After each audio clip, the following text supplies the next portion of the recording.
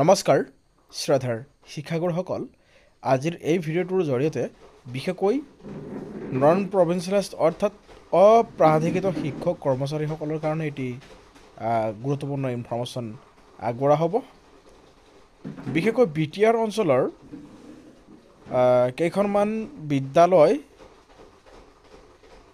প্ৰভিন্সিয়েলাইজ কৰাৰ কথা আছিল অৰ্থাৎ মহাবিদ্যালয়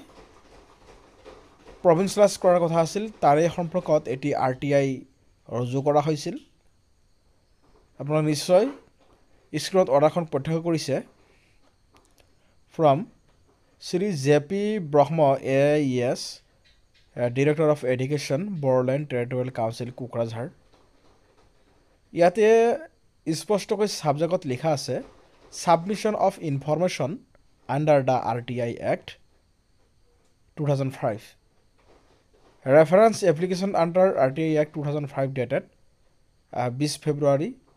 2024. Your subject is with reference to your above mentioned RTI application, I am to furnish here with the following informations along with enclosure available in this directorate as sought for under RTI Act 2005. The copy of the GOVT letter in connection with provincializations of 10 nongs of degree college under BTR in enclosed annexure A. মানে BTR অঞ্চলৰ যি কেইখন 10খন college degree college প্ৰভিন্সিয়েলাইজ কৰাৰ কথা কৈছে এই 10খনৰ লেটাৰটো আছে ইয়াতে There is no GOVT amendment bill in connection with provincializations of 12 nongs of degree college under BTR. ইয়াতে কৈছে 2 নম্বৰ পইণ্টত এটা গুৰুত্বপূৰ্ণ কথা কৈছে there is no GOVT amendment bill বিলৰ কথাটো কৈছে in connection with provincialization of 10 nongs of degree college under BTR. The name list of 10 nongs of venture degree college of provincializations was selected prepared by letter number ইমান সেই মতে 16 ডিসেম্বৰ 2023 মতে তেওঁলোকে প্ৰভিন্সিয়েলাইজ কৰিছে on the basis of the minutes of the meeting of the committee constituted to examine the matter of provincializations of 10 numbers of venture degree college under BTR held on 14 December 2023. আপোনালোকে নিশ্চয় গম পাইছিল BTR অঞ্চলৰ যি 10খন college প্ৰভিন্সিয়েলাইজ কৰাৰ কথা কৈছিল আৰু এই লেটাৰখন আছিল এনেকুৱা ধৰণৰ 23 জুন তাৰিখে প্ৰকাশ পাইছিল 2023 চনৰ regarding provincializations of 10 nongs of venture degree college under BTR. In inviting a reference to the subject cited above, I am directed to inform you that 10 nongs of college proposed for provincializations do not fulfill the condition under the Assam Education Provincializations of Service of Teacher and Regulations of Educational Institutions Act 2017. As such, it is not possible for state government of provincialize the college. ইয়াতে যিটো condition দিছে সেই মতে এই বিদ্যালয়সমূহ এই মহাবিদ্যালয়সমূহ প্ৰভিন্সিয়েলাইজ কৰা নহ'ব বুলি তেওঁলোকে ফুলফিল কণ্ডিশ্যনবোৰ ফুলফিল কৰা নাই বুলি এটা স্পষ্টকৈ আছে গতিকে As I am informed you that BTC can provincialize the college and expenditures in these connections has to be borne by BTC from their own budget. আৰু যদি এই বিদ্যালয়সমূহ প্ৰভিন্সিয়েলাইজ কৰিব লগা হয় BTCৰ ফালৰ পৰা নিজাববীয়াকৈ বাজেটৰ জৰিয়তেহে তেওঁলোকে প্ৰভিন্সিয়েলাইজ কৰিব পাৰিব ইয়াতে অসম গভৰ্ণমেণ্টৰ কোনো হাত নাই বুলি কৈছে এটো নিজৰ বাজেটৰ পৰা কৰিব লাগিব however the state may provide SOPD funding subject to fulfillment to the following conditions কিন্তু ৰাজ্য চৰকাৰে কেইটামান কণ্ডিশ্যন এনেকৈ দিব পাৰে বুলি কৈছে only the service of the faculty members who fulfill UGC norms will be provincialized by BTC. যোনে ইউনিভাৰ্চিটি গ্ৰাণ্টছ কমিশ্যনৰ নৰ্মসমূহ ফুলফিল কৰিছে তেওঁলোককহে প্ৰভিঞ্চিয়েলাইজ কৰা হ'ব বুলি কৈছে দ্য নাম্বাৰ অফ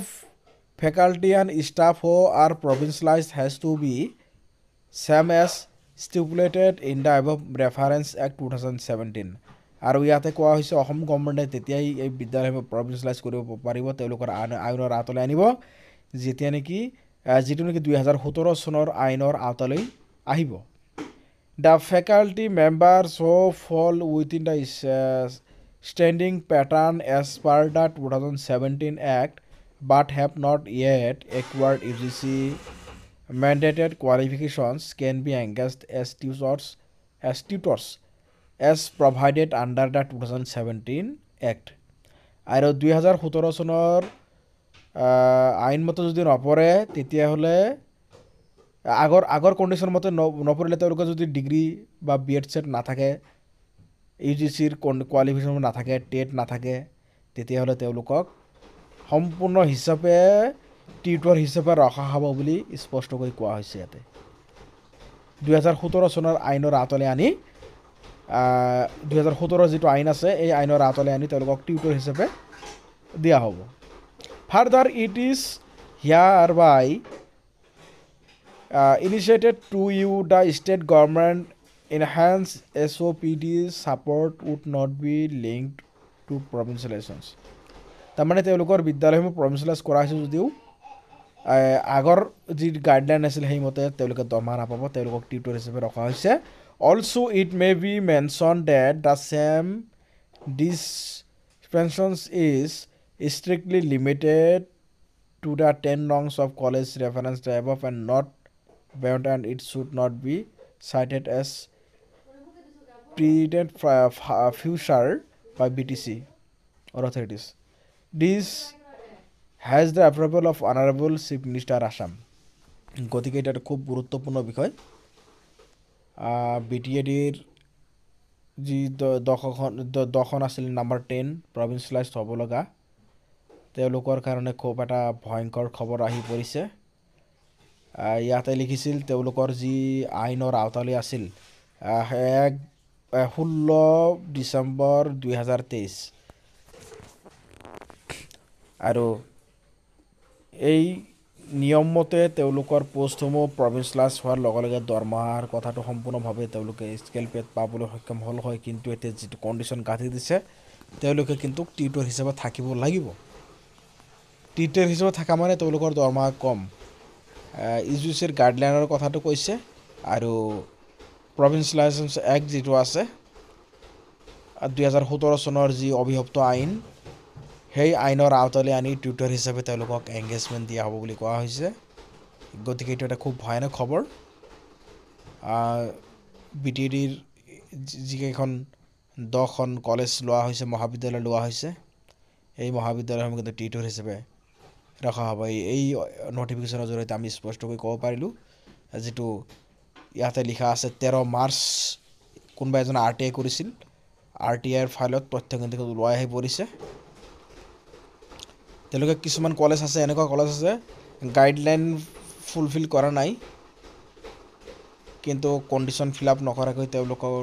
প্ৰভিঞ্চিয়েলাইজ কৰা হৈছে বুলি এটা অভিযোগ আহিছে বহুত একাংকৈ খবৰটো আনিছে গতিকে কিমান দূৰ সঁচা হয় সময় লক্ষণীয় হ'ব শ্ৰোতাৰ শিক্ষাগুৰুসকল আমাৰ এই চেনেলৰ জৰিয়তে পৰৱৰ্তী আপডেটসমূহ আপোনালোকক সময়মতে আমি জনাই থাকিম চেনেলটো ছাবস্ক্ৰাইব কৰিবলৈ নাপাহৰিব ধন্যবাদ